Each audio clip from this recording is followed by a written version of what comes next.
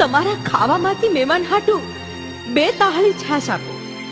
બાપા, હા મહેમાન અમારા નથી, હા મહેમાન તો માતા મેલડીના છે. એ મહેમાન જેના હોય એના, એમાં અમારે હું એ અમારે મેલડીને કાંઈ લેવા દેવા નહીં. હો, એ જાવ, હાલતા થાવ, છાશ લેવા આવ્યા છે. ભલે બાપા, સેવી તમારી મરજી.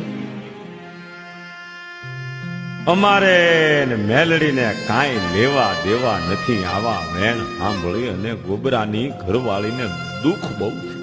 સાચ લીધા વગર ઘર તરફ પાછી સયે ભાઈઓની હાજરી હતી, પણ મૂંગા મોઢે બેહી રહ્યા, કાંઈ બોલ્યા નહીં.